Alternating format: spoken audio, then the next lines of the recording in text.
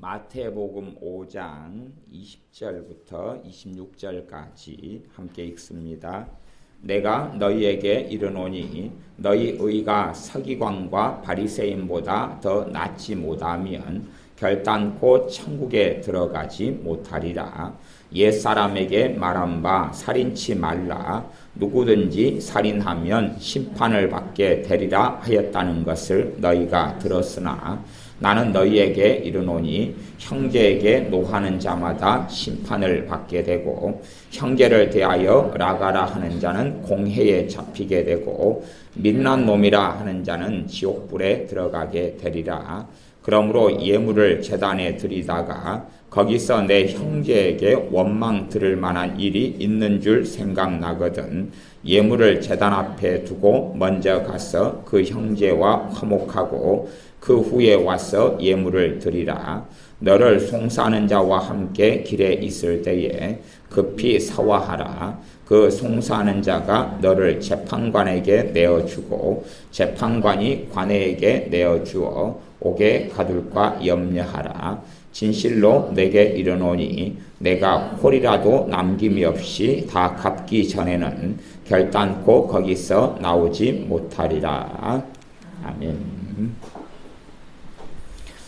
용서를 예수를 믿는 사람들이 배우지 못하는 것, 그 사람은 정말로 믿음 생활에서 가장 중요한 것을 알지 못함입니다. 인생살이가 복잡하고 험할수록 더 치열하게 싸우기도 하고 상처받기도 하고 상처 주기도 할 것입니다. 또한 심지어는 마귀 역사가 많으면 많을수록 마귀 역사가 충만한 사람들과의 관계 속에서 살아가게 될 것이기 때문에 더 많은 공격, 더 많은 참담한 일이 일어나게 될 것입니다. 그렇기 때문에 마귀 역사가 내 스스로 많다 그러면 유감스럽게 나는 성령의 인도를 따라가기보다는 마귀의 인도와 마귀의 충동적인 그러한 감동을 따라서 움직이게 될 것이고, 그래서 나는 구덩텅이와 덫에 훨씬 더 많이 빠지고 더 치열한 용서의 길을 걸어야 될 것입니다. 생각해 보십시오. 저는 군대에 있을 때 지뢰 폭약을 다루었는데 그래 지뢰밭도 만들고 그랬습니다. 그러면 지뢰밭을 만들어요. 지뢰밭을 만드는 원리들이 있어요. 배전차 지뢰를 몇 발을 중심으로 해서 탱크를 잡는 지뢰를 중심으로 해서 M16A1 대린 지뢰를 깔고 발목 지뢰를 깔고 그렇게 해서 쭉 그것을 그런 이제 어떤 공식을 적용해 가지고 예를 들어 100평이다 그러면 아니면 1000평이다 그러면 거기를 쫙 도배를 해요. 그래 가지고 안전핀을 다 뽑아 가지고 이제 거기에서 우리 공식이 있어요. 거기에서 공병 부대는 얼마에 어디에서 어디 떨어진 곳에 안전핀을 따로 매설을 해요. 그렇게 해야지 나중에 우리가 지뢰밭을 다시 제거할 때 되면은 그 안전핀을 다시 지뢰밭 근처에 숨겨놓은 기밀사항 중에 하나인데, 그래서 제가 공식은 이야기하지 않습니다. 어느 쪽에 어디, 어느 방향에 어디에서 몇 미터 깊이에 안전핀을 매설합니다. 그래서 거기에다 지뢰밭 표지를 해요. 적군이든 아군이든 또 특별히 전시 상황이 아니니까 지뢰밭 표시를 해야 됩니다. 그렇게 해요. 그러면 지뢰밭 표시가 돼 있어요. 어디에 들어가면 지뢰를 받게 되기 쉽죠? 지뢰밭에 들어가면 그럴 거 아니에요. 그러면 내가 지뢰밭에 들어가서 지뢰를 밟았어요. 그리고 이제 죽지는 않고 발목 지뢰 같은 것 밟아서 발목만 하나 날아갔어요. 그래서 한 발이 없는 장애인이 됐어요. 어떤 놈이 여기에 지뢰를 묻었나? 그러면 문제가 있지요. 지뢰밭은 누가 들어가래요? 그러니까 마귀의 역사 속에 마귀 인도 속에 많이 살아가면 인생과 삶은 참담하고 비참한 것이에요. 도대체 누구를 원망하고 누구를 탓할까요? 누구를 증오하고 누구를 미워할까요? 그런 기본적인 문제 속에서는 그냥 끊임없이 용서하고 살아가도 해답이 없는 삶이 되어질 수도 있어요. 그럼에도 불구하고 용서의 길은 걸어야 돼요. 그러나 더 중요한 것 중에 하나는 그런 사람이라면 그 지뢰밭 속에서 안 걷는 것이 맞는 것일까요? 사람이 감당치 못할 시험당함을 허락지 아니하시고 시험당할 즈음에 피할 길을 주셔서 피하게 하시는 하나님이시다 그랬어요. 그러니까 정말로 예수님을 의지하고 산다면 지뢰밭을 피하게 된다 그런 말입니다. 예수를 믿는 사람들이 정말로 범사의 사소한 일마다 예수님 의지하고 사는 사람이 꼭 되어야 됩니다. 그렇지 않으면 지뢰밭 속에 얼마든지 살 수가 있어요. 주님을 뭘 의지합니까? 먹는 것 의지하고, 롯데마트 가서, 이마트 가서 뭘 사면 의지하고 가고, 그런 작은 훈련이 되어져야 돼요. 이마트 갈 때 주님 의지하고 가나 의지하지 않고 가나 큰일이 없습니다. 의지하고 이마트 갔더니 갑자기 당신은 100만 번째 손님이 당첨됐습니다. 그래서 상품권 100만 원짜리 가져가십시오. 그럴 것 같습니까? 아무 일이 없습니다. 주님 의지하고 가면 마침 쌀을 5만 원에 팔던 쌀을 이번 특가 세일로 100포만 2만 5천에 팔기로 했는데 당신 사가세요. 당신에게만 특별히 그런 일은 없습니다. 주님 의지하고 롯데마트 가나 이마트 가나 보통 때는 별일이 없어요. 보통 때는. 보통 때 평안할 때 훈련이 돼야지만이 문제가 있을 때에 위기를 넘어가는 것입니다. 문제가 있을 때. 어디에 함정이 있고 덫이 있을지 누가 도대체 압니까? 인간과 사람과의 만남 속에는 항상 덫이 있고 함정이 있습니다. 평안할 때는 보통 때는 없어요. 없기 때문에 주님을 의지하는 훈련을 하지 않고 그냥 되는 대로 움직이면 안 된다 그런 말이에요. 내가 택시를 하나 잡아 타고 역에 간다 그래도 기도하면서 주님 택시를 인도해 주세요. 기도 하나하나 큰일이 없는 것 같지만 그러면서 믿음이 자라가는 것입니다. 그러면서 주님 의지하는 믿음이 자라가고 성장해 가요. 그럴 때에 이제 정말로 주님 의지할 때가 됐을 때에 경건의 훈련을 통해서 주님을 수월하게 의지하고 좋은 열매를 거둘 수 있는 것입니다. 그러지 그냥 위기 상황이 돼가지고 그때 기도하리라. 기도하려고 하면요 5장 6부가 상해가지고 기도하기 싫어요. 이미 엉망이 돼버린 상태예요. 엉망이. 기도한다 그러면 막 속상한 것이나 입 밖에 나오고 그러는 것이지 믿음의 기도를 할 수 있는 상태가 안 돼버리고 마는 것입니다. 평안할 때 주님 의지해야지 내 마음과 생각을 지킬 수 있도록 하나님의 은혜가 내게 주어지는 것입니다. 그래서 변태처럼 지뢰밭에 다니는 사람들은 나도 죽고 또 다른 사람도 죽일 수가 있어요. 죽일 수 있어요.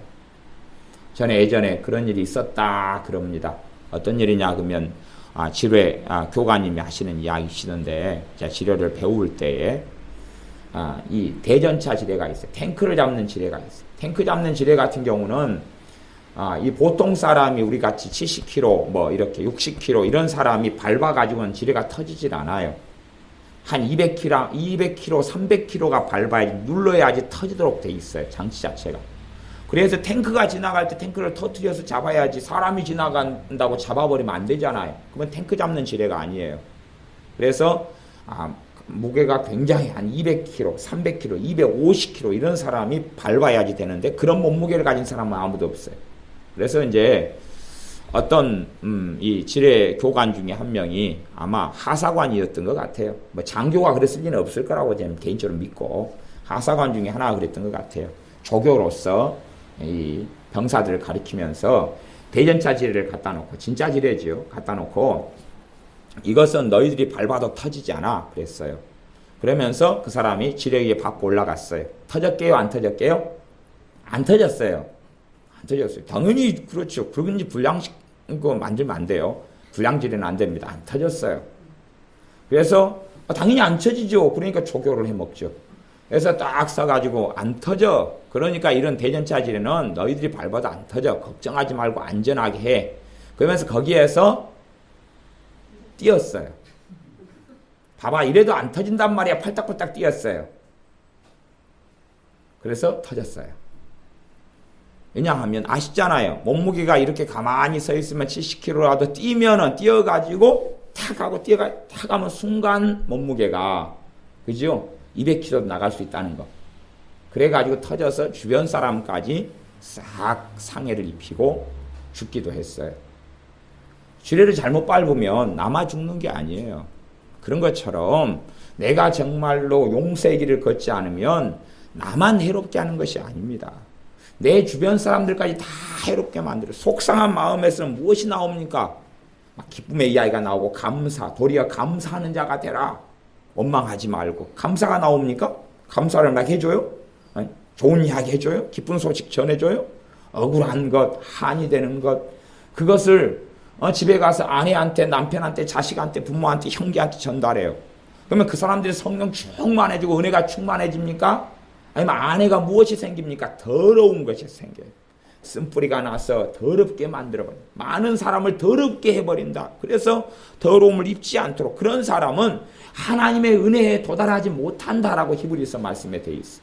더럽게 돼버리고 더러움을 막 퍼뜨리고 다녀요.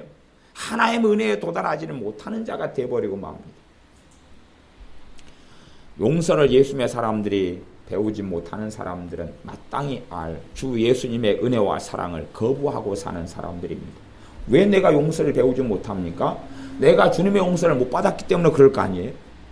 그 예수님의 십자가의 사랑으로 인한 나를 대속하시고 구속하신 걸 못 받았기 때문에 용서 못하는 거 아니에요? 당연히 못 받았기 때문에 나는 지옥에 가는 거겠지. 아니, 못 받았으니까 용서 못 할 거 아니에요?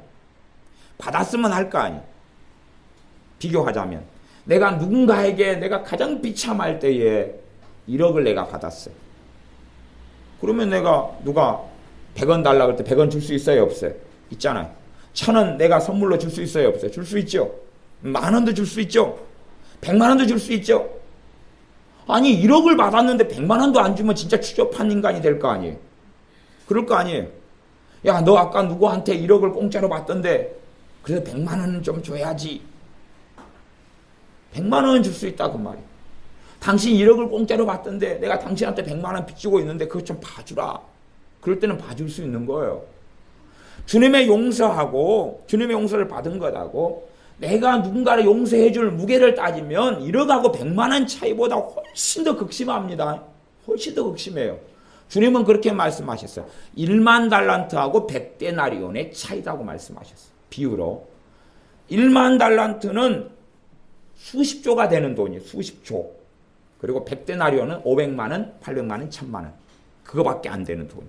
그 격차가 내가 용서해 줘야 될 일하고 주님이 나를 용서하신 것이, 주님이 나를 용서하신 1만 달란트의 용서를 나는 받았어요. 그 은혜와 구속과 대속을 받았어요. 이제 100일 동안 일한 돈, 하루에 5만원 벌면 500만원, 하루에 10만원 일당을 벌면 1000만원이에요. 500만원에서 1000만원 돼서 내가 긍휼을 베풀고 자비를 베풀고 불쌍히 여길 수 있느냐는 것이. 내가 그렇게 못한다 그러면 나는 1만 달란트 탕감받은 그것에 대하여 제대로 못 깨닫고 있거나 혹은 나는 받지 않은 것이기 때문에 그럴 것이. 받지 않았으니까 할 수 없는 것 아니겠어요? 받지 않은 사람, 예수님의 용서를 받지 않은 사람이 걸어가는 길은 지옥 말고는 없는 것입니다. 우리에게 용서를 요구하시는 것은 하나님이 당연한 요구를 하시는 것이. 내가 너 용서했는데 너 그 길을 걸어. 그래서 우리가 용서하지 않고 오랫동안 살아온 사람일수록 내 인생과 삶이 엉망으로 꼬여 있어요. 엉망으로 꼬여 있어요. 얼마나 많이 꼬여 있겠어요. 20년도 30년도 대가를 치러야 될 수도 있어요. 용서를 하기 위해서. 용서의 길을 걷기 위해서. 내가 용서하고 살아온 사람들은 그러한 극심한 용서해야 할 만한 일이 생길 수도 있고 안 생길 수도 있지만, 그러나 조금 더 다른 이들에 비해서 쉬운 삶을 살 거예요. 마음이 그냥 엉망진창으로 되어져 있지 않을 거기 때문에. 하지만 용서하지 않고 살아오고 이기적으로 자기 중심으로 살아와가지고 자기 중심의 눈에서 볼 때에 억울하고 서럽고 슬프고 원통하고 그런 사람들은 어린아이를 벗지를 못합니다. 내가 어릴 때는 말하는 것이 어린아이와 같다가 행동하는 것이 어린아이와 같다가 어린아이가 뭐합니까? 작은 일에 토라지죠. 작은 일에 삐지죠. 작은 일에 속상하죠. 작은 일에 마음 상하죠. 어린아이는 뭔가를 해놓고 대접받기를 원해요. 수박을 한 통 사줬어요. 그러면 상대방이 뭐 해줘야 돼요? 아, 잘 먹었어요. 감사해요. 안 해주면 뭐 해요? 서운해요. 뭐 어린아이다 그 말이. 어린아이다 그 말이. 어린아이다 그 말이. 저는 우리 박 전사님 굉장히 존경해요. 박 전사님에게 뭐 영광을 돌리겠다는 그런 이야기는 아니에요. 마땅히 이제 걸어가야 할 길을 걸어가는 거지만 박 전사님이 주의 종이고 우리 교회는 뭐 작은 교회니까. 우리 박 전사님이 전임 사역을 하시지만은 사역 안에 몇 년 동안에 돈 10원 하나 교회에서 준 적이 없어요. 사례금 안 줍니다. 우리 교회에 돈 없어요. 저도 몇십만 원밖에 못 받아요. 우리는 겨우 재정이 겨우 자리빌둥 말둥 그래요. 그냥 교회가. 네, 그래요. 네. 그러니까 이번에 이 시스템을 하나 갖추는데도 그래도 현금 여기저기 하시고 뭐 같이 다 헌금해가지고 딱 겨우 그냥 딱 한 거예요. 그렇게 뭐 교회가 형편이 그렇게 좋지는 않아요. 어쨌든 간에 이제 뭐 그렇게 나쁘지도 않아요. 그래서 제가 헌금 설교는 전혀 안 하고 살잖아요. 그리고 뭐 주님의 교회 지금 사람이 하는 교회도 아니고 그런 필요도 없어요. 어쨌든 간에 근데 우리 박 전사님이 전임 사역을 하시는데 하나도 교회에서 준 것이 없어요. 제가 근다고 아이고 사역 잘해주셔서 감사합니다 뭐 그런 것도 아니에요. 어쨌든 자기 차비 드리고 다니면서 다 전도하고 신방 다니고 그러죠. 그 차비 안 줍니다. 안 줘요. 박 전사님 남편이 번 돈으로 그냥 하나님 일 하는 거예요. 묻혀서요. 추석 때고 설날 돼서 떡값 안 줍니다. 저도 떡값 받아본 적도 없는데 누구 떡값 주겠어요? 이제 다른 목회 사역자들은 제가 떡값을 조금 챙겨주지만 저건 별로 그렇게 신경 안 씁니다. 뭐 떡값이 5만 원, 자리가 5만 원, 10만 원이지 뭐 그게 100만 원이겠어요? 우리 교회 같이 작은 교회가. 어쨌든 간에 그렇게 해도 그걸로 대단히 뭐 박 전사님이 왜 나한테 사례금을 안 줍니까? 아니면은 오늘 신방하니라고 차비 택시비 10,000원 들었구만. 목사님 10,000원도 안 챙겨줘. 에? 그런 거 가지고 서운함을 여기면 주의 종이 아닌 거예요. 수준이 미달인 거예요. 아니 인사를 받으려면 하나님께 받아야 되죠. 물론 하나님께 받을 것도 없어요. 내가 받은 은혜가 더 크기 때문에. 믿음에 성장하고 자라는 사람들은 그런 것 가지고 인사치레할 것 자체가 없어요. 서운할 것도 없고 인사치레할 것도 없는 거예요. 인간적인 도리 어떤 일들은 또 필요할지 모를 거예요. 누구에 대해서는요? 어린아이에 대해서는. 어린아이가 수박 한 통 사왔으면 아이고 감사해요. 맛있어요. 잘 먹었어요. 그러죠.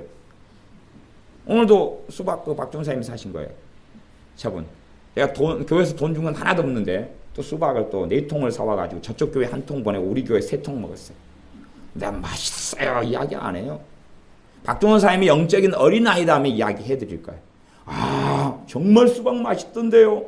이번 여름에 먹은 수박 중에서 최고 맛있는 것 중에 하나예요. 그래야 거짓말이 아닙니다. 최고 맛있어요. 그러면 양심을 속이는 거예요. 최고 맛있는 것 중에 하나가 되는 것 같네요. 그 정도는 인사치레 해야 되죠. 어린아이면.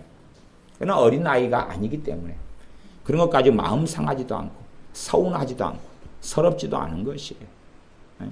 그렇게 해서 그렇게 해야지 나중에 주님께 받을 거 아니에요. 그치요? 주님께 받을 거.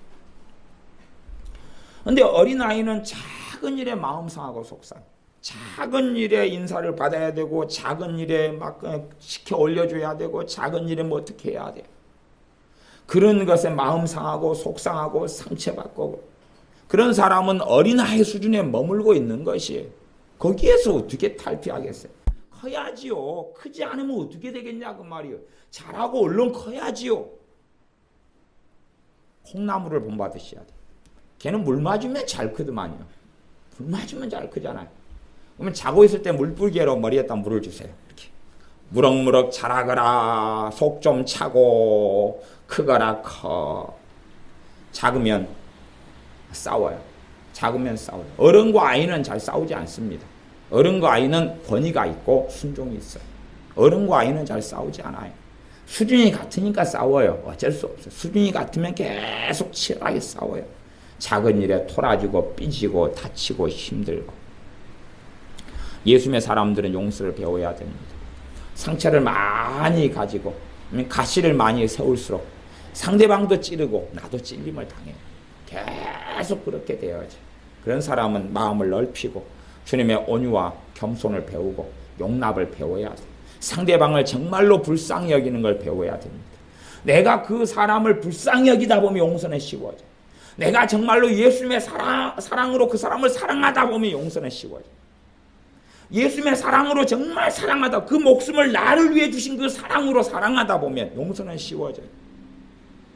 그러지 그 사람이 다치고 다리가 부러졌다. 속이 통쾌하네. 시원하네. 저 사람이 나를 억울하게 했어요. 내가 뒤돌아섰어요. 억울함을 당한 다음에 뒤돌아서 내가 어디를 가고 있어요. 내 안에 아무것도 없어야 된다니까요. 그 정도 돼야지 주님이 조금 그래도 나를 아는구만. 그렇게 말씀하십니다. 모욕을 당했어요. 뭐 대한민국 사회에서 신체적인 학대를 당할 일은 거의 없잖아요. 그죠? 언어적인 모욕과 공격인 거죠. 모욕을 당하고 수치를 당했어.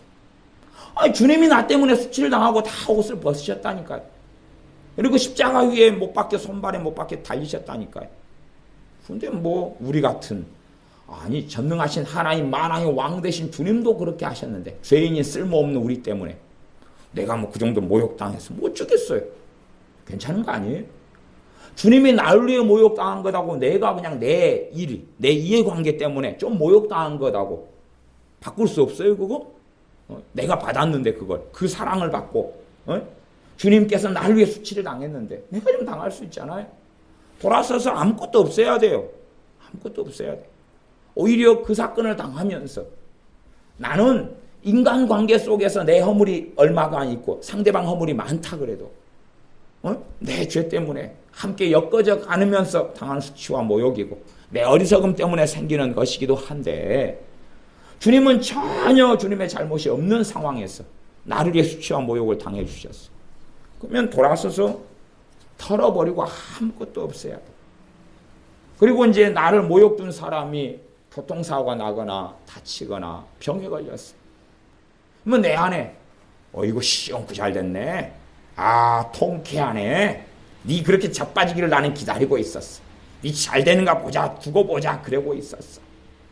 그런 마음이 들어오면 안 되는 것입니다. 그렇게 됐을 때 주님 저 사람이 아프다네요. 주님 치유해 주세요. 저 사람이 암이 걸렸다네요. 저 사람이 넘어져 다리가 부러졌다네요. 빨리 아물고 붓게 해주세요라는 긍휼이 내 안에 있어야지 주님께서 너 그래 잘하고 있어. 너 정말로 잘하고 있어. 너가 나를 아는 자다 라고 말씀하시는 것입니다. 사실은 그것도 기본을 조금 벗어난 단계를 이야기한 거지 고차원의 신앙과 믿음의 길을 이야기한 게 아닙니다. 제가 지금 이야기한 것은 이제 초딩 정도 좀 벗어난 것, 중딩 수준 정도 신앙 이야기한 거예요. 모욕을 당하고 돌아서서 아무렇지도 않아요. 그 사람이 아파요. 내가 그 사람에 대한 긍휼과 불쌍함과 눈물이 있어요. 그러면 중딩 정도 수준이다니까요. 그거 박사 수준을 이야기한 믿음 이야기한 거 아닙니다. 여러분이 그렇게 착각하신다면 아직 주님 잘 모르시는 거예요. 중딩 정도 신앙 이야기하는 것입니다. 돌아서서 아무것도 없어야 돼. 내게 통쾌하다, 잘 됐다. 정말로 내가 그 사람을 주님의 사랑으로 사랑할 때에 가족 속에서는 구원의 역사가 빨리 일어나요. 구원의 역사가 빨리 일어나요. 하나님의 살아계신 역사가 빨리 이루어지고 일어나는 것을 볼 수 있어요. 물론 상대방이 예수 믿고 구원받는다 해서 사람이 변화라는 것은 정말 멀다는 걸 알지요. 변화라는 건 먼 여정이에요. 멀어요. 아주 멀어요. 얼마만큼 해야지 나만큼 되는 거예요? 나만큼 해야지 나만큼 되는 거예요. 아시죠? 나만큼 해야 나만큼 되는 거예요. 나만큼 해야지.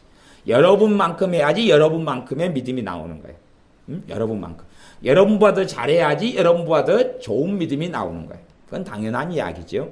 그러지 나만큼 안 했는데 될 수 있다 그러면 어떤 기계를 만들어가지고 기계 속에 집어넣어서 버튼 누르고 랄랄랄 했더니 엄청 좋은 믿음이 됐다. 그런 이야기가 똑같은 것이에요.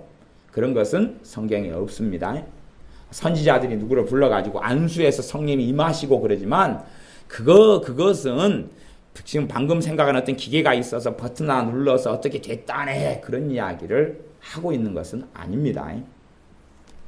지금 이제 마태복음 5장 본문 5장 20절부터 읽었는데 제가 다시 읽어가면서 말씀을 나누고 설명하겠습니다. 5장 20절입니다. 내가 너희에게 이르노니 너희 의가 서기관과 바리새인보다 더 낫지 못하면 결단코 천국에 들어가지 못하리라. 내가 너희에게 이르노니 너희 의가 서기관과 바리새인보다 더 낫지 못하면 결단코 천국에 들어가지 못하리라. 지금 여기에서 너희 의가 무엇이냐 하는 이야기가 신학적인 논쟁 중에 하나이기도 한데 어려운 이야기는 아닙니다. 어려운 이야기 아니라는 것은 여기서 너희 의는 예수를 믿는 믿음으로 얻는 의를 이야기하는 게 아닙니다.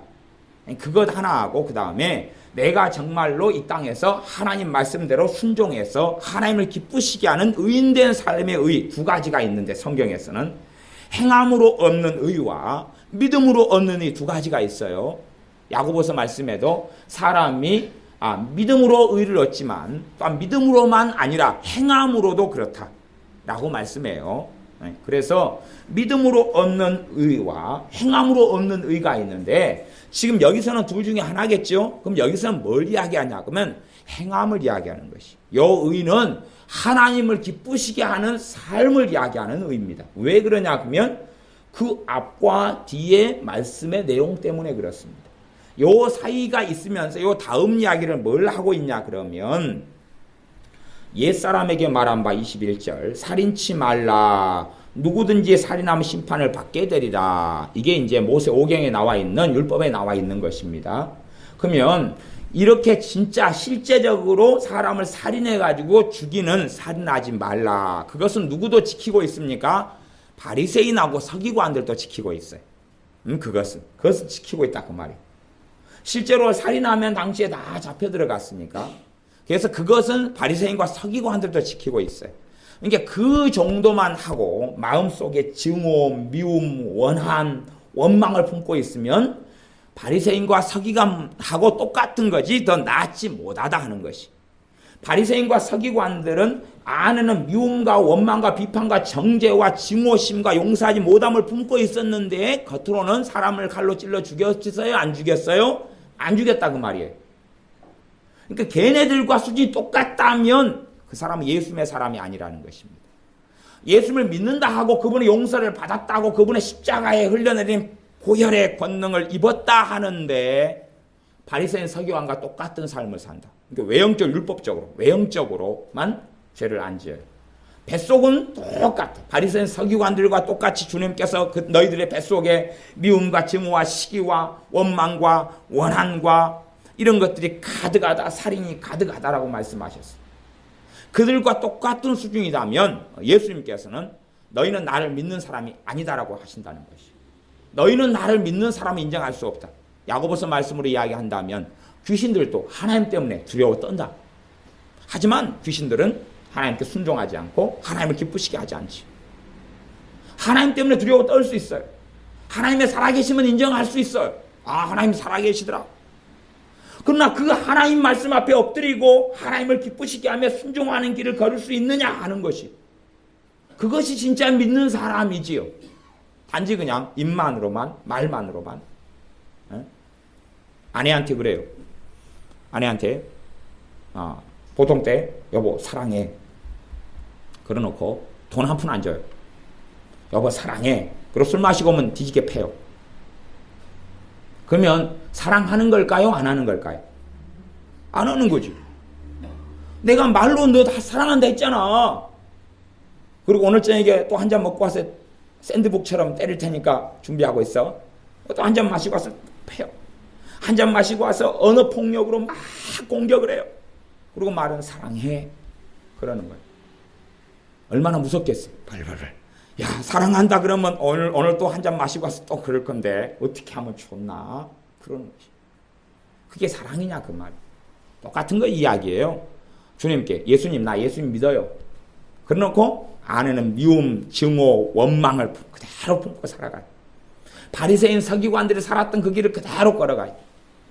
주님께서는 너 나 믿는 거 아니야. 그 거짓말이야 너 거짓말이야. 그러신다는 이야기.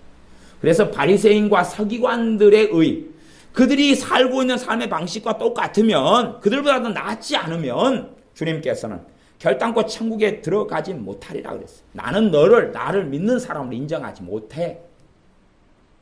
세상 사람이 원망하는 그 자리에 똑같이 원망해. 사람을 미워하고 증오할 때 그대로 미워하고 증오해요. 남을 탓할 때 그대로 탓해요. 돈 문제가 생겼을 때 그대로 걱정하고 염려하고 절망해요. 바리새인 서기관들 바리새인들 돈을 사랑하는 자라 그대로 돈을 사랑하고 살아가요. 주님께서 어떻게 너가 나를 믿는다라고 인정하시겠냐 그 말이에요. 그래서 천국에 들어오지 못한 행위구원론을 이야기하는 게 아니에요. 진정한 믿음에 대한 이야기를 하고 계시는 것이. 그러면서 이제 겉 외형적인 율법 속에 있는 외형. 율법은 주로 육체의 예법만 다루지 마음의 문제는 별로 다루지 않습니다. 물론 10계명의 10번째 계명은 탐심을 다루고 있지만 전반적으로는 육체의 예법을 다룬다고 지금 신약성경에서 나와 있어요. 육체의 예법에 대한 것이 율법이다. 그렇게 나와 있어요. 이 마음의 문제에 대해서 정말로 율법의 정신에 대하여 하나님께서 왜 율법을 주셨는지 그것을 우리 주 예수님께서는 밝히 드러내고 계시는 것이. 그러면서 그들보다 나아야 돼. 그래야지만이 너가 정말 하나님을 믿고 예수를 믿는 사람이다 라고 말씀하시는 것입니다. 다시 이제 5장 21절입니다. 그렇게 해서 옛사람에게 말한 바 구약시대에 구약 율법 속에서 구약의 이스라엘 백성에게 살인치 말라 누구든지 살인하면 심판을 받게 되리라 하였다는 것을 너희가 들었으나 그렇게 너희가 어릴 때부터 이 하나님 말씀을 듣고 살아왔다. 그러나 22절 나는 너희에게 이르노니 형제에게 노하는 자마다 심판을 받게 된다. 노하는 건 뭡니까? 성질내는 거죠. 성질내는 사람마다 심판을 받게 된다는 것입니다. 그러니 사실은 그런 부분에 있어서 내가 성질낸다는 것은 내 마음이 상했으니까 성질내는 거고 의견이 충돌했고 내가 옳고 이 사람이 틀렸기 때문에 그렇게 믿기 때문에 성질내는 것이죠. 그렇게 노하는 사람마다 심판을 받게 된다 그랬어요. 이게 주님께서 말씀하신 진리의 기준입니다. 물론 성질내고 산다 해서 지옥 간다는 이야기는 아닙니다. 그만큼 우리가 성질내고 사는 사람마다 심각한 죄의 굴레 속에 들어가 사는 것이요. 주님의 용서가 없이는 어떻게 구원받겠습니까? 성질 안 내고 사시는 분 계십니까? 다 성질 내시잖아요. 그럼 어떻게 구원받아요? 어떻게? 그래서 나는 맨날 성질 내고 사는데도 용서를 받고 살잖아요. 누리고 살잖아요. 그러면서 나는 용서해 주지 않아요. 그러면 어떻게 믿는 사람으로 주님이 인정하시겠냐 그 말입니다. 여러분은 맨날 성질 내면서 심판을 당연히 받아야 돼요. 성질 내니까 노하는 자마다 심판을 받게 되는 것이. 근데 그 심판을 누가 받아주셨습니까? 예수님이 받아주셨어요. 내 개떡 같은 성질머리 때문에 심판이 임해야 되는데 그걸 예수님이 받아주셨어요. 그걸 받아놓고 나는 용서를 베풀지 않아요. 그렇다면 나는 도대체 어떤 사람인가 하는 것입니다. 나는 정말 예수님을 믿는 사람인가 하는 것입니다. 형제를 대하여 라가라 하는 자는 공회에 잡히게 되고 라가는 일반적인 욕입니다. 우리나라에서 잘 쓰는 욕입니다. 바보, 멍청, 열간이 뭐 이런 이야기입니다. 그렇게 일반적으로 쓰는 이런 욕을 하는 것이 그냥 상투어지요. 조금 기분 나쁘면 이 바보야 멍청아 그런 자식이 공부 못하면 이 멍청아 이거 라가 그러는 거지요. 그렇게 그냥 일반적으로 쓰는 건데도 그것에 대해서도 공회에 잡힌다. 공회라는 이야기는 뭐냐 하면 심판정에 배심원들을 놓고 재판받는다 그 말입니다. 사실은 누구의 재판을 받는 거겠습니까? 하나님의 재판을 받을 수밖에 없다 하는 이야기입니다. 그 사소한 그런 것에 대해서도 하나님 앞에는 엄정하게 죄가 된다는 이야기. 재판정에 갈 정도. 세상에서는 인터넷에서 트위터나 뭐 그래서 저 나쁜 놈 아이 저 도둑놈 세상에서는 죄 안 되죠. 그걸로 가지고는 크게 법적으로 걸려 들어가지 않습니다. 그러나 문제는 하나님 법에는 반드시 걸려 들어갑니다. 그러니 이걸 죄로 모르는 사람들은 주님의 심판대 앞에 다 죄를 묻습니다. 모르는 사람은 이걸 죄인지 모르니까 회개가 되겠어요? 안 되겠어요? 안 되겠죠? 그러니 그걸 그대로 하고 살겠죠. 고치려고 안 하겠죠. 하나님의 뜻은 이제 이게 죄니까 고치라고 말씀하시고 회개하고 고치라 그러는 것이. 그러나 고치지 않지요. 그대로 이 멍청이 바보 그렇게 사죠. 그렇게 살아가는 것이. 그렇게 하고 살아가면서 잘못이고 죄인지를 모르는 것이. 나쁜 놈들. 그 나쁜 놈들 그 말은요. 이 라가하고 비슷하거나 한 격이 높은 욕입니다. 한 격이 높아요. 더 심각한 범죄가 된다 그 말입니다. 하나님의 법에서는요. 세상 법은 큰 문제가 없어요. 하나님의 법은 그리 된다는 이야기입니다. 우리는 하나님의 법 밑에 살지 세상 법 밑에 살지 않습니다. 미련한 놈 이걸 다르게 번역한 경우는 미친놈 이렇게 번역하고 있습니다. 이제 그런 말이에요. 미친놈, 미쳤어. 아니면 미련한 놈 이렇게 우리식으로 하면 나쁜 놈, 못된 놈 이런 거죠. 약간 더 급수가 약간 더 높을 수 있어요. 이 미련한 놈 이것이 다른 번역 성경 미친놈 이렇게 돼 있더라고요. 제가 번역 성경을 봐봤어요. 여러 개를. 하는 자는 지옥불에 들어가게 되리라. 미련한 놈 그랬는데 어디에 들어간다고요? 그 벌이 지옥이란 이야기예요. 지옥에 한 번 들어가면 나옵니까? 못 나옵니까? 못 나옵니다. 그에 대한 형벌이 영원토록이에요. 이게 하나님의 법입니다. 하나님의 법. 누가 전하셨어요? 우리 주 예수님이 전하셨어요. 율법에는 없는 이야기입니다. 율법에는 없어요. 율법에는 육체의 예법이 중심이에요. 하지만 그 안에 있는 하나님의 법을 전달하셨어요. 자, 이제 지옥불에 들어가는 너희를 하나님이 용서했어. 하나님이 용서했고 받았어. 너는 어떻게 살아야 되겠느냐? 너희는 어떤 길을 걸어야 되겠느냐? 라고 사실은 주님께서 물으시는 것입니다. 그러면서 23절부터 이야기하십니다. 그러므로 예물을 제단에 드리다가 거기서 내 형제에게 원망 들을 만한 일이 있는 줄 생각나거든 예물을 제단 앞에 두고 먼저 가서 형제와 화목하고 그 후에 와서 예물을 드리라. 예물을 제단 앞에 드리다가 과거의 제사제도를 이야기하는 것입니다. 그때 당시까지 주님께 십자가에 돌아가시고 부활하시 전까지는 제사를 계속 지냈기 때문에 그 상황에서 말씀하시는 거예요. 제사를 지낼 때 되면 양을 잡고 염소를 잡아서 피를 흘리고 그것을 번제나 속죄제나 속건제로 제사 절차에 따라 드리고 있는 ING 중에 드리고 있는데 갑자기 형제에게 원망 들을 만한 일이 생각난 거예요. 이것 때문에 어떤 사람이 나를 싫어할 거야, 미워할 거야, 야 나한테 기분 나빠하겠지, 서운해하겠지가 생각난 거예요. 제사 지낼 때는 굉장히 중요한 때입니다. 이때는 다른 걸 해서는 안 되는 것이. 하나님이 그런 걸 하시는 걸 허락지 않았어요. 율법에서는. 그런데 율법에서는 허락지 않았어요. 제사 지내다가 뻘짓하면 안 됩니다. 뻘짓하면 그냥 그때는 많이 죽었습니다. 그런데 제사 지내는 것보다 더 중요한 일이 있다라고 말씀하셨어요. 더 중요한 일이 뭐냐 하면 화해하는 것. 용서를 비는 것. 사화하라. 용서를 비는 것. 제사 지내는 것보다 더 중요한 일. 제사는 정말로 하나님이 명해놓은 너무너무 중요한 일입니다. 그런데 주님께서 제사 지내는 걸 멈추고 해결할 정도로 하나님이 원하는 게 있다. 정말 중요한 일, 변하지 않는 그 일을 그 일보다 더 중요한 하나님의 우선순위가 있다는 겁니다. 제사를 지내다가 원망들을 많이 생각나면 멈추고 놔두고 스톱, 그 자리에 멈추고. 물론 제사장들은 열받을 것입니다. 한참 제사장이 하고 있는데 제사장님 스톱! 원망들 만한 일이 생각났어요. 아침에 내가 내 마누라가 해준 반찬이 맛없다고 궁시렁대서 마누라가 속이 상해가지고 있는데 스톱! 집에 갔다 와야 되겠어요. 그리고 가려니까 제사장님이 뭐라 그러겠어요? 당신도 스톱! 핸드폰 있으니까 전화 그러고 가지 말고 빨리 전화 그러가 미안하다 그러고 빨리 제사 같이 지내. 나도 바쁘다고 일정이 바쁘다고 아마 그러실 거예요. 원망들 만한 일이 있는데 제사보다 더 중요한 게 있다는 것이. 제사는 변할 수 없는 최고의 중요한 것입니다. 왜? 누구한테 드리고 있는 것입니까? 하나님께 드리고 있는 것이. 그러니까 우리식으로 바꿔서 이야기하면 설교를 듣고 예배를 드리고 있어요. 막 찬양하고 기도하고 예배 드리고 있어요. 네? 설교를 듣고 있어요. 그러다가 원망들 많이 생각났어요. 목사님 스톱! 설교 스톱! 지금 해결하고 와야 되겠어요. 어머 교인들이 야 당신만 그래요. 우리도 엄청나게 일이 많은데 우리도 참고 있구만. 당신 때문에 예배를 중단에 멈춰놓고 당신 갔다 오는데 2시간 걸리는데 우리가 다 기다리고 있으면 어떻게 되겠어. 어떻게 빨리 해결해야지. 문자 보내시오. 문자. 핸드폰 하시오. 그러니까 예배를 중단하고서라도 해결해야 될 정도로 하나님은 중요하게 보신다 그 말입니다. 어떤 일이요? 원망 들을 만한 일이.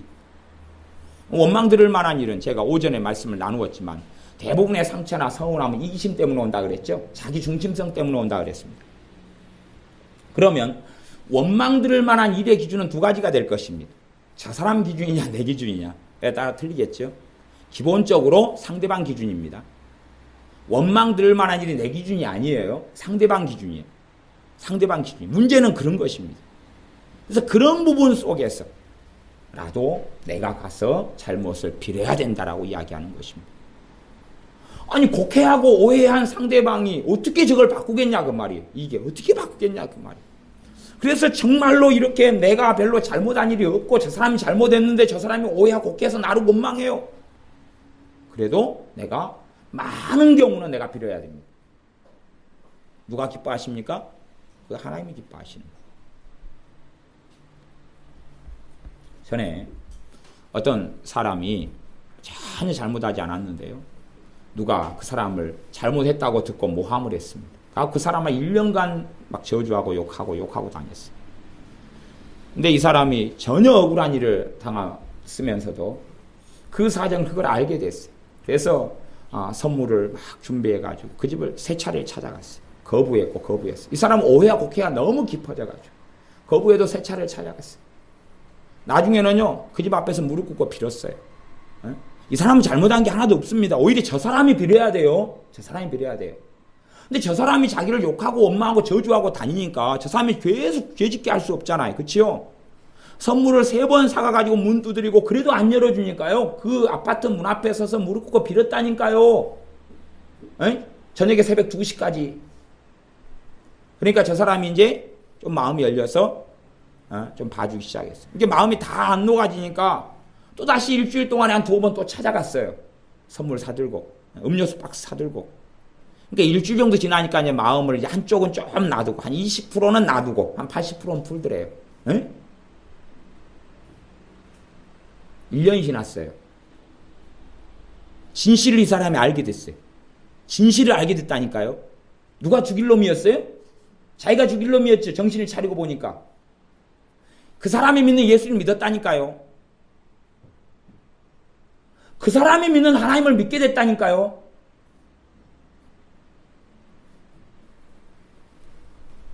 예수님의 사람들이 어떤 길을 걸어갑니까? 세상의 법에 의해 살아갑니까? 세상 법에 의해 사는 사람은 그러죠. 딱 보니까 내 잘못 0.1%, 저 사람 저놈 잘못 99.9%, 저놈이 나쁜 놈이죠. 싸우면 무조건 내가 옳지요. 아니 하나님의 법 앞에서 사냐 그 말이에요. 세상 법 말고, 세상 기준 말고. 내 의로움으로 그렇게 살려면 내 의로움으로 천국 가시라 그 말이에요. 내 의로움으로 구원받고 내 의로움으로 생명책 이름 쓰시면 되잖아요. 뭘로 예수님 믿으셔요? 예수님의 의로움으로 구원받으면 예수님의 법으로 살아야 될 거 아니에요. 그리스도의 법을 성취해야 될 거 아니에요. 사랑의 법을. 원망 들을 만한 일이 있으면 엎드려야지요. 자존심을 깨서라도 엎드려야지요. 그 예수님을 믿는 사람이 걷는 길입니다. 그 정도 되면 이제 한 고등학교 수준의 믿음이 됐다 그러는 거예요. 예, 아세요? 그 청년도 아니고 그 정도 되면 이제 고딩 정도가 됐다 그러는 거예요. 고딩 정도. 아직 총 메고 전쟁터에 나갈 나이가 안 됐어요. 그래도 문제는 그냥 애들이 가득하니까 문제죠. 예배당 안이나 목회자나 주회종이나 누구든지 우리가 다 애들이 그냥 사니까 문제가 계속 벌어지는 거예요. 왜 교회 안에 조직에 쓴맛이 있습니까? 애새끼들만 모여서 하니까 그러지요. 에? 그래서 예물을 제단에 드리다가 거기서 내 형제에게 원망 들을 만한 일이 있는 줄 생각나거든. 기준은 상대방 기준입니다. 내 기준은 아닙니다. 내 법으로 볼 때는 우리는 별로 없죠. 이런 성경 얼마 산상수훈 반복해서 읽습니까? 이게 마태복음 5장, 6장, 7장은 정말 예수님을 믿는 좀 서당계 3년이면은 굉장히 중요시 여기는 본문인 줄 알아요. 그러지만 원망 들을 만한 일이 있어? 없어. 내가 있어. 다 자기는 의롭게 돼요. 다 자기는 거룩하게 만들고 싶어요. 나는 그런 일 없어. 내가 뭐 잘못한 일이 뭐가 있어. 나는 어디 형사가 오고 누가 와도 난 시비 못 걸어. 그러는 것이. 그러나 사실은 안 그렇거든요. 그래서 거기서 내 형제에게 원망 들을 만한 일이 있는 줄 생각나거든. 생각이 나면 24절 예물을 제단 앞에 두고 먼저 가서 형제와 화목하고 그 후에 와서 예물을 드리라. 화목해라 화목. 아니 누가 엎드리고 꺾어져야지 화목이 일어날 거 아니에요. 그 사람이 원하는 대로 따라준다 해준다 그런 단순한 이야기를 하는 것이 아닙니다. 화목해야죠. 화목하고. 아니 강한 자가 연약한 자의 약점을 담당하라 그랬어요. 로마서 말씀. 강한 자가 해야지 약한 자가 하겠어요? 강한 자가 꺾어지고 엎드리고 자존심을 무너뜨려야지 깨뜨려야지. 누가 깨뜨리겠어요? 강한 자라고 생각하는 사람은 깨뜨려야지요. 어린 아이는 그냥 그대로 있으세요. 뭐 애들이야 애새끼들한테 뭘 기대래. 애들은 그대로 있으세요. 응? 어른한테 좀 더 큰 애들한테 나서가지고 해라 그래야지. 강한 자 주님을 좀 아는 자라면 내 자존심을 내가 깨뜨리고 주님은 내 자존심을 깨뜨린 거에 대해서 주님의 나라에서 보상해 주셔요. 천배 만배 천만배를 해 주실 겁니다. 남자로 살다가 자존심 한 100번만 깨뜨려 보세요. 천국에서 뭐 돈으로 계산하면 1000억 이상 그냥 쉽게 받을 거예요. 자존심 100번만 깨뜨리면 1000억이 뭡니까? 더 많은 보상도 주님께 받을 거예요. 물론 돈 이야기를 해서 죄송합니다만 자존심 10번도 안 깨뜨리고 죽어요. 그게 사람이에요? 물론 사람이니까 죽죠. 뭐 어찌겠어요? 개로 죽겠어요? 동물로 죽겠어요? 자존심 좀 깨뜨려야 돼요. 진짜 어려운 일을 이야기하고 있는 것입니다. 제가 설교하는 거 이렇게 쉽지만은 제 자존심 한번 꺾는 것도 깨뜨리는 것도 쉽지 않으니까 저랑 여러분이 같은 죄인이고 같은 죄인 친구들로서 하는 이야기지 저는 뭐 자존심을 막 한 100번씩 깨뜨렸다 그런 이야기를 하는 것이 아닙니다. 저는 그런 거 저도 잘 못해요. 못하니까 저는 누가 권면을 할 때 듣는 쪽을 택해요. 아, 그렇죠. 당신이 함께 가준다면 같이 꺾죠. 그러고. 그런 식을 많이 사용했어요. 꺾어야 돼. 무너뜨려야 돼. 부서져야 돼요. 깨져야 돼요. 복음성가 잘 불러보세요. 무너져야 하리, 깨져야 하리, 교만이 부서져야 하리. 복음성가 옛날에 유행했었는데 요즘 잘 안 부르죠? 좀 불러보세요. 깨져야 돼. 깨져야 돼. 녹아지고 부서지고 해서 예수님만 남아야 돼요. 누가 남을 때까지요? 예수님이 남을 때까지. 나는 무너지고 사라지고 깨지고 예수님만 남을 때까지 갈아 뭉개버려야 돼요. 그게 정말로 예수님을 아는 사람이 걷는 길입니다. 그래서 내가 세상 법적으로 내가 옳으니까 그게 아니라 원망 들을 만한 일이 있거든. 응? 마음 풀 때까지 해야 돼. 마음 풀 때까지. 예수님의 사람들의 기준은 몇 번이에요? 490번. 베드로 사도의 기준은 몇 번요? 7번. 예수님의 기준은 몇 번요? 몇 번요? 490번. 70번씩 7번. 490번. 490번 정도 하면 세야지. 그러면 491번까지 채우면 예수님이 제자가 선생보다 낫지 못하다 그랬는데 청출 어람이로세 칭찬해 줬지 알겠습니까? 490번. 490번도 빌어야 되고 490번이라도 엎드려야 되죠. 내 법 말고요. 누구 법 밑에서요? 하나님의 법 밑에서. 하나님의 법 밑에서는 문제가 된다니까요. 세상 법에서는 나 잘못 하나도 없어요. 하나님의 법에서는 문제가 돼요. 내 안에 뭐가 생겼으면요?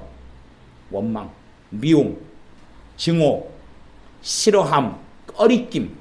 로마서 14장에는 꺼림이라고 해놨습니다. 꺼리낌. 꺼리낌만 생겨도 이제 문제가 된 거예요. 내가 어떤 사람에 대한 꺼리낌만 생겨도 문제가 돼버렸다니까요. 하나님의 법에서 걸려버렸다니까요. 꺼리낌만 생겨도. 예수님 믿는 사람이요. 나이들에 치매 걸리면 정말 정상 아닙니다. 뭐라 그랬습니까? 성경에. 갓사람 후피 하나 내 속은 날로 새롭도다.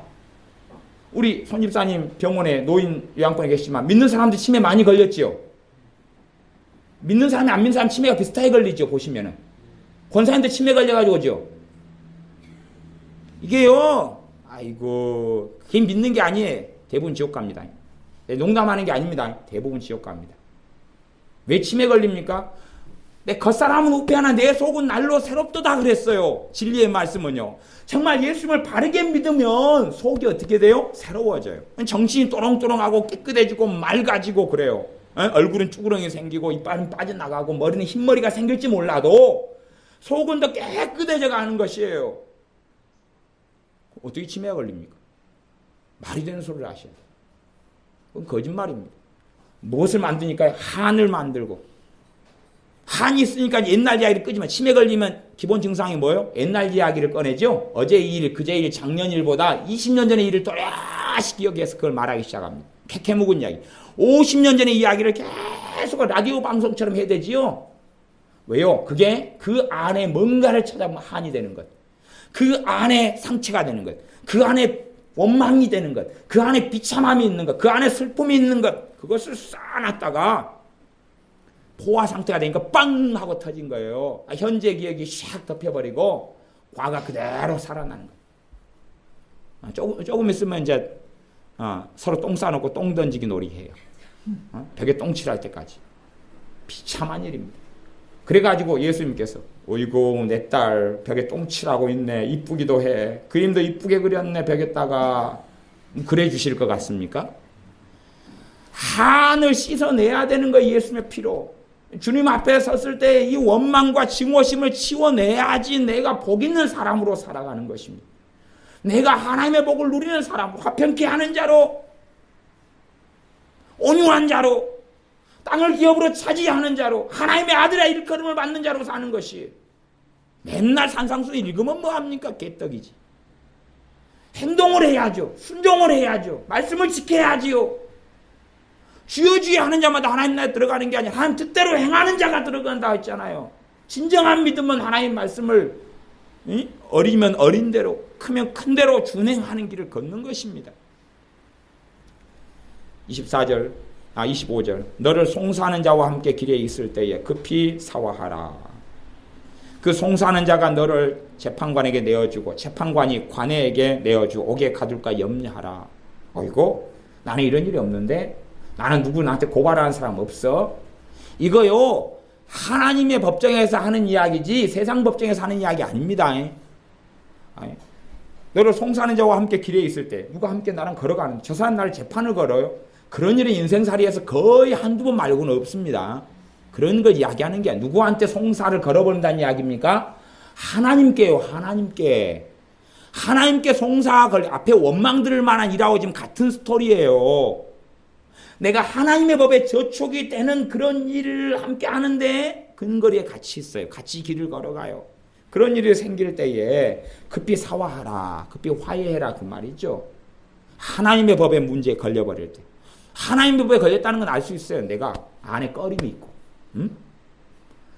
저 사람을 나를 정말 싫어하는 사람을 내가 보면 정말 사랑해요. 예수님의 사랑을.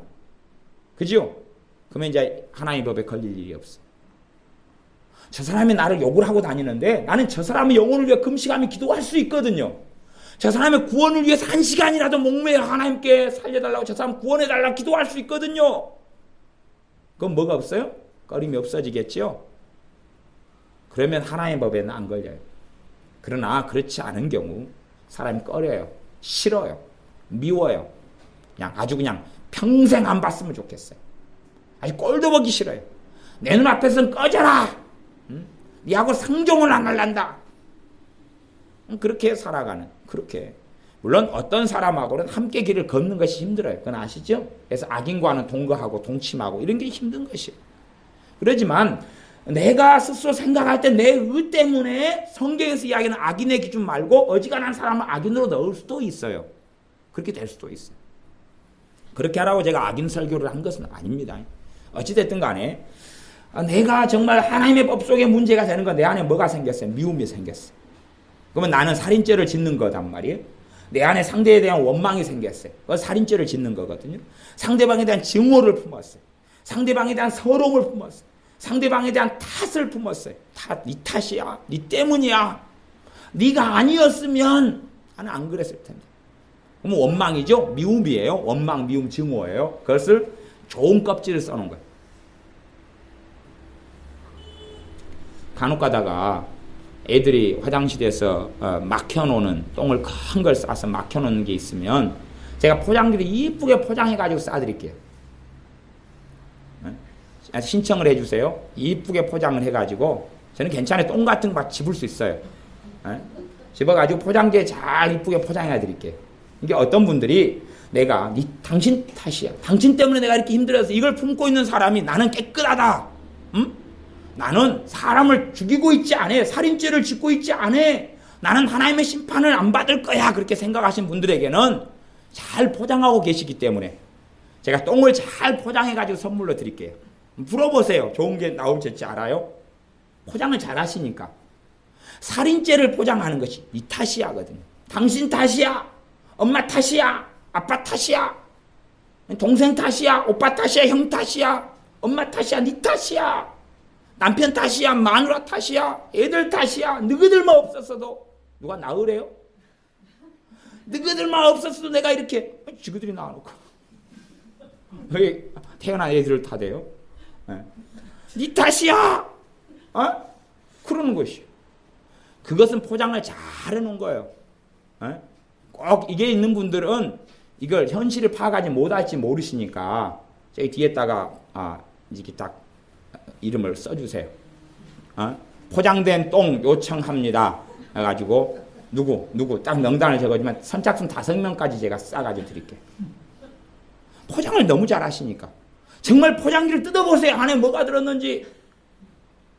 그 신청해가지고 정말 안에 좋은 게 들었을까 생각하지만 전 진짜 똥 넣었습니다.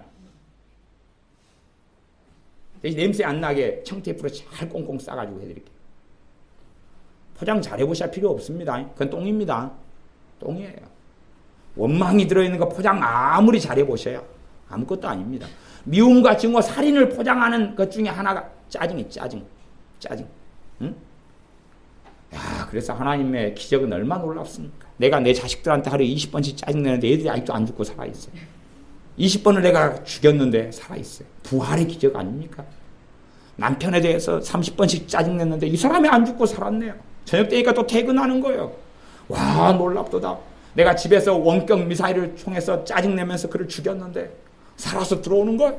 하나님이 살려주신 거예요. 이게 기적이에요. 기적. 짜증 그거 살인입니다. 포장을 잘 한 거예요. 그냥 포장을 온건하게 한 거지만 그건 똥이에요.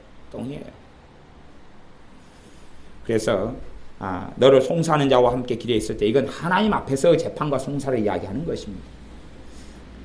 급히 사와라 화해해라. 그 송사하는 자가 너를 재판관에게 내어주고 하나님께 나중에 이 사람이 내어준다는 이야기. 하나님의 재판정 앞에 우리가 다 서게 되는데 이 사람이 내어줘요.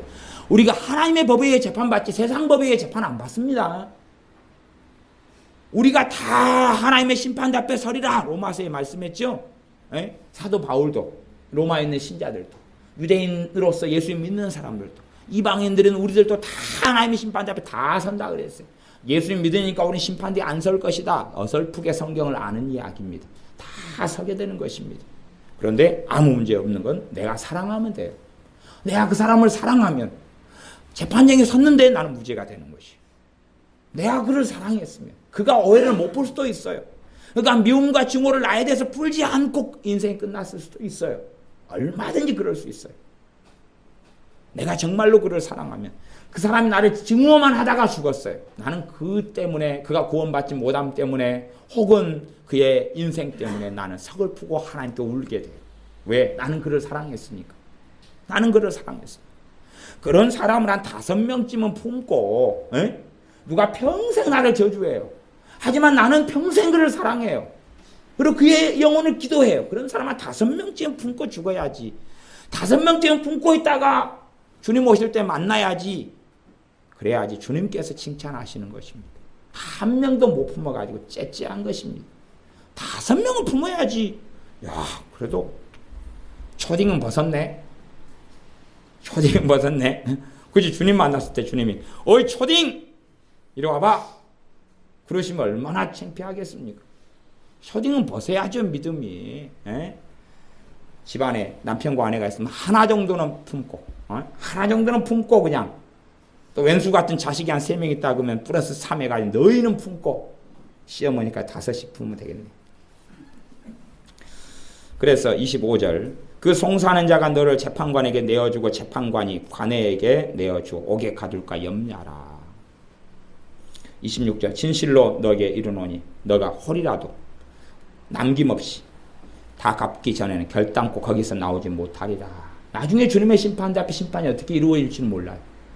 예수님을 정말로 믿는 사람은 천국에 가게 될 것입니다. 그러나 심판대는 천국도 아니고 지옥도 아니에요. 믿지 않는 자 믿는 자 다 모인 곳이기 때문에 천국도 아니고 지옥도 될 수 없어요. 어느 공간일지는 몰라요. 심판대가 거기서 딱 펼쳐져요. 재판정이. 거기에서 우리가 있잖아요. 정식 감옥 전에 뭐 또 있어요? 경찰서에 가면 임시 구치소도 있지요. 재판받기 전에 들어가 있는 곳이지요. 나중에 완전한 재판장에 서면 무죄 그래가 풀려나지요. 구치소에 3일 있다가도 두부 먹는 사람이 있더라고요. 근데 그런 임시 구치소가 천국도 아니고 지옥도 아니고 거기 어딘가 심판대 어딘가에 거기 함께 있을 줄 압니까?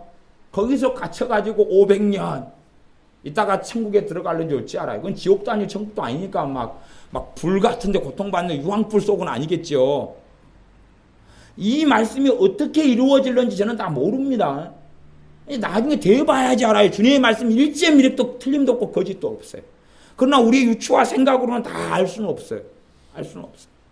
심지어 이것이 어떤 사람들이 지옥에 들어가 고통받는 걸 이야기할 수도 있어요.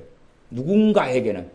누군가에게는 안 그렇고 누군가에게는 야단 좀 맞고 혼 좀 났고 그러면서 불 가운데 얻는 구원처럼 구원은 받을 것이고 누군가는 이게 지옥 속에서 영원히 겪는 일이 될 수 있어요. 정말로 예수를 믿는 사람이 용서를 하나도 배우지 못했다면 예수님의 용서를 발로 차버리고 부인하고 거절해버린 것이거든요.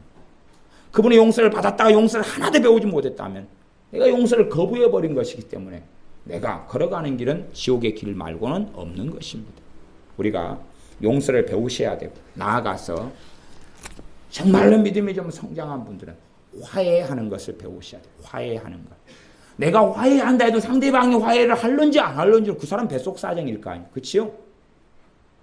하지만 최소한은 화해하는 것을 통해서 하나님의 사랑이 내게 역사하고 있어야 돼요. 응? 그 사람에 대한 사랑. 화해까지 어려우면 그 사람이 영혼을 끌어안고 진통하시고 기도하셔요. 그러면 찾아갈 수 있는 마음도 있어요. 물론 굳이 다 찾아가서 만나고 화해할 필요까지는 절대적으로는 없습니다. 최소한은 내 안에 그 사랑이 있어요. 누가 이민 갔는데 어떻게 찾아가겠어요? 그렇죠? 아니면 누가 돌아가셨는데 돌아가신 사람을 위해서는 기도할 필요 자체가 없어요.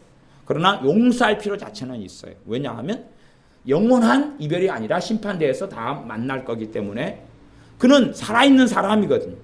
육체는 죽었는데 살아있는 사람이에요. 그 영혼이 천국에 있든 지옥에 있든 살아있는 사람이에요.